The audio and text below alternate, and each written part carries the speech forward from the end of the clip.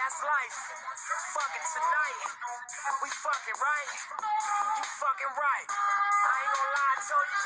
I know I'm fly to you. No, fuck that, girl. I'm the sky to you. Ocean in the clouds. In the Queen Naija love karma. In her relationship, she's very self-sacrificial when her mate is concerned. Um, she's like a personal cheerleader for her mate. She just want love, comfort, and an artistic hobby or two, and she'll be just fine. In the realms of love, it can be a blessing or a curse for her because on the high side, they're really progressive and relate to anyone on their level. On the low side, they can suffer fear of commitment, and it can be so bad that they attract very unusual situations into their lives. They are sure to suffer emotional losses due to their restless nature. So some of them really avoid commitment. Success or failure in a love life, it really depends on if they reach that more spiritual approach to life in general. Those who have a very materialistic mindset, they will keep suffering in love over and over again. Christopher Love Karma has a slight similarity to Queens because they are both Libras, right? So Christopher as well could be self-sacrificial where his mate is concerned and want to be their personal cheerleader. Long as they have love, food, comfort, and an artistic hobby, they will be fine. But where it takes a turn at, basically Chris' lifetime ambition is to find love. Don't necessarily mean the perfect love. Marriage is really not on the forefront. They're really not concerned with the marriage part, okay? But they do have a rep for being promiscuous, especially in their younger days, okay?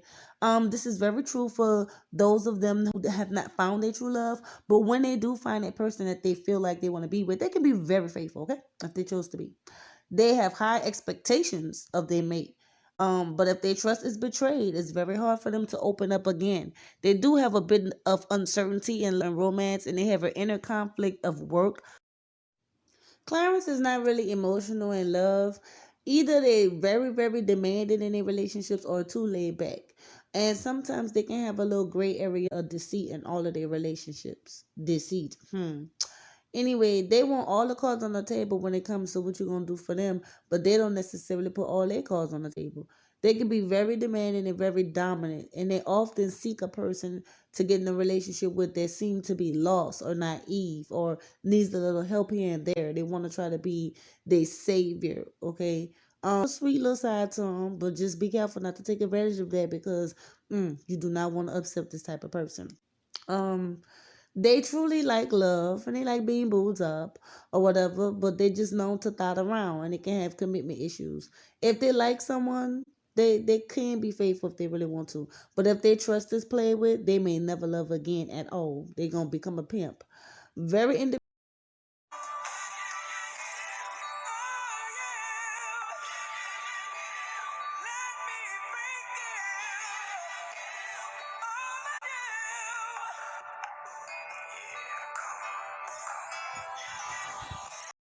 In the bedroom, Queen Naja is really more receptive to emotional expressions of affections rather than verbal expressions.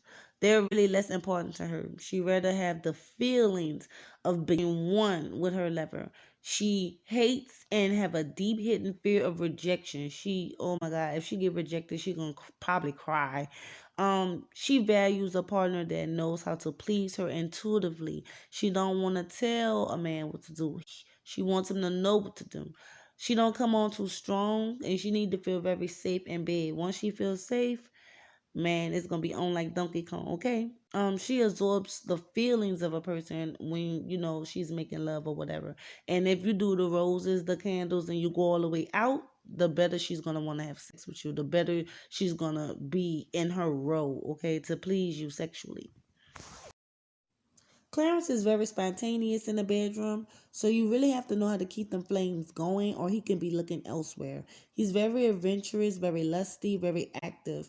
But in sex, he's very blunt and very demanding. Ready for people who are sensitive, but great for people who loves to be bossed around in the bedroom.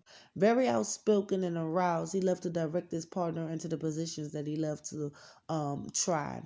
So basically, one minute he could be playful and teasing, and the next minute very, very controlling in sex. He like rough sex, honestly, and he appreciates a mate who likes a lusty sexual appetite, and down for trying new positions. That's how he rocking. Christopher is a passionate person, but he does require a little space and freedom to explore. He prefers not to be possessed, but he possessive himself. He strongly values nonverbal communication in the bedroom. He could get a kick out of sex, a supercharged, and sometimes he really can look at sex as impersonal. But he yearns to be with another soul, and his best alliance is to have a close friendship that slowly evolves into more of an intimate bond. He do love going through all the sexual rituals like the candles and the dinners and things that he like to, caress his partner and get a built up, for the bedroom action or whatever. He aims to please his mate. Okay, very vulnerable, very emotional, and he seeks to merge with his mate, mind, body, and soul. So he always be careful to try to make sure his mate come first, and then he get him afterwards.